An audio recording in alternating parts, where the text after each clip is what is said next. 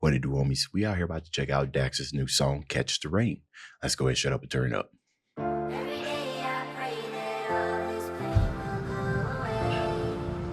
I hold my faith and trust that God's gonna lead the way. Always. I know I'll make it through the storm and through the rain.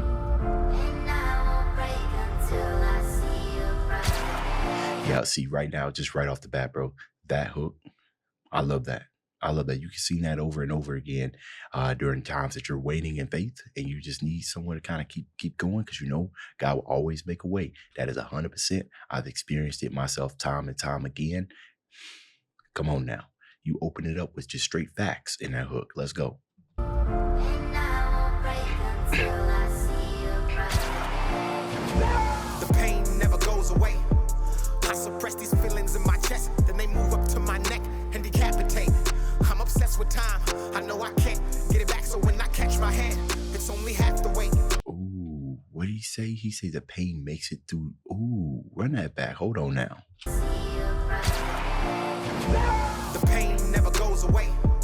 I suppress these feelings in my chest, then they move up to my neck and decapitate. In the chest, and then they move up to your neck and then decapitate. So another way of saying is that it gets to the point to where, sorry, that it starts causing mental damage, right? Not a literal decapitation, but it gets to the fact to where you ain't even thinking straight. You don't even know who you are, right? You basically moving around like a headless zombie. You have no purpose. You spitting. I'm obsessed with time. I know I can't get it back, so when I catch my hand, it's only half the weight. I smile on Saturdays, the weekends when I strengthen and deactivate. And then Monday comes around and I relive the same. This cycle is a storm I chase, but I can't seem to catch the rain. Ooh, the storm that I chase. You know what? When he said that, I immediately started thinking about all the trials and torment and the toils that we go through the week, right? Because you know, typical work day is like 9 to 5, right? And you know, if you ain't happy, right, then you going through that with the intention of just relieving all that stress on the weekend, right? But generally, relieving that stress could be harmful, like self harm. You know what I mean?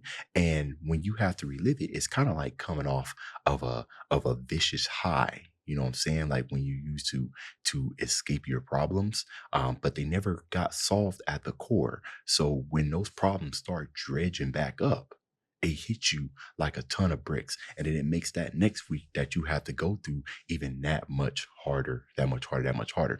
Now you continue to keep piling this on, right? And that's how you become a headless zombie, just moving without a purpose until that one day that you want, like I said, smile on Saturdays and everything. That might not have been that might not have been his attention, but that's what I got from it.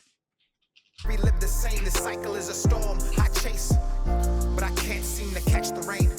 It's war when I'm in the booth, just me inside a room, and this liquor always tells the truth. Got my phone inside my hand, but I turned off my notifications because the sight of one could fuck around and change my mood.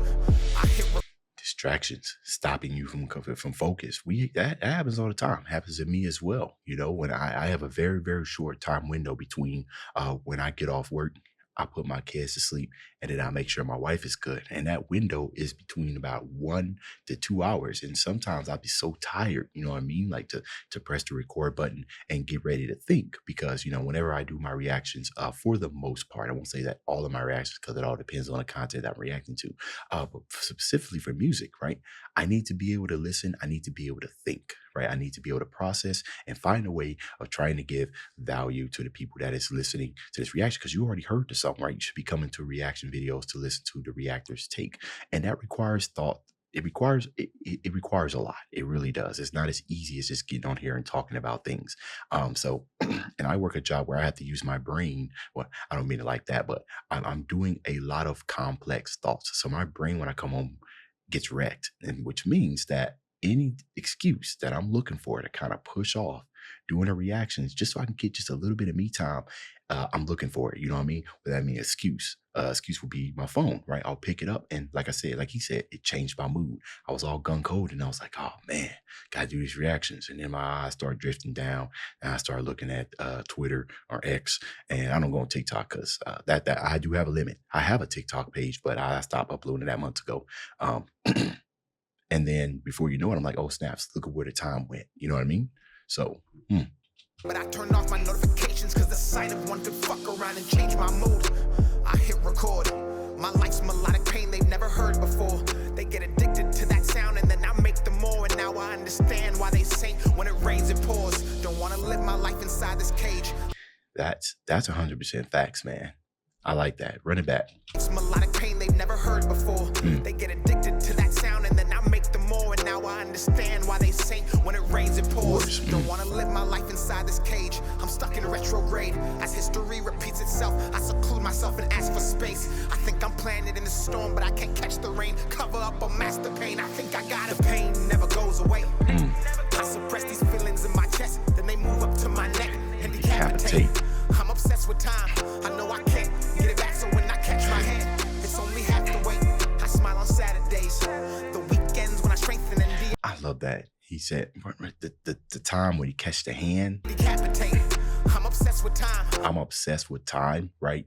The irony is that, and this is stuff that I go through every day, is that, you know, you're saying here that you only have, like you say, if only I had more time, right? But then your obsession over time causes you to lose more time. You know what I mean? And if you had realized that from the beginning, then you would have been productive, per se. You would have been productive during that time instead of wasting half of it. So therefore, you only caught half the weight, right? Because the other half was wasted on thinking about time. At least that's how I perceive it.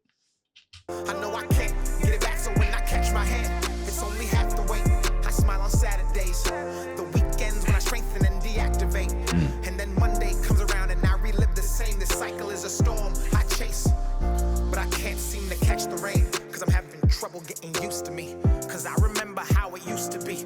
I meet new people every day and you see, usually I don't know if they like me or they motherfucking using me. And that's why I'm just closed off and antisocial. Trust issues. In and out of conversations, I'm compensating. My music's my excuse to say I'm vocal. My greatest hits are my worst times compiled. Well, run that back. Fucking using me, and that's why I'm just closed off and antisocial. In and out of conversations, I'm compensating. My music's my excuse to say I'm vocal. I'm compensating my music.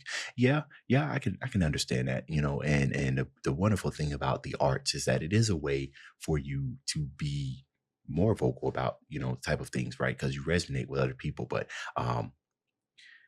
there's bad and good comes with that, right?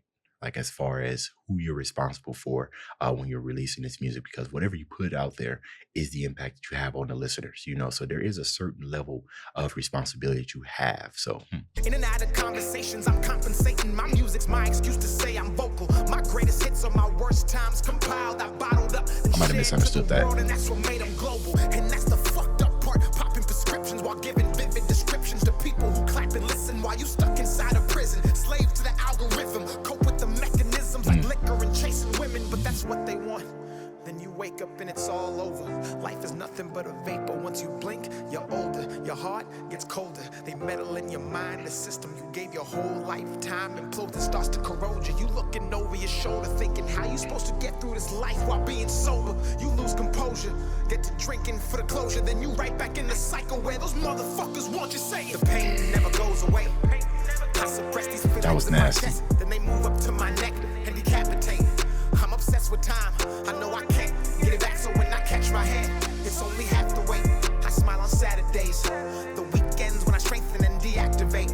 And then Monday comes around and I relive the same. This cycle is a storm I chase, but I can't seem to catch the rain. Dear God, please burn every bridge that leads my life back to pain.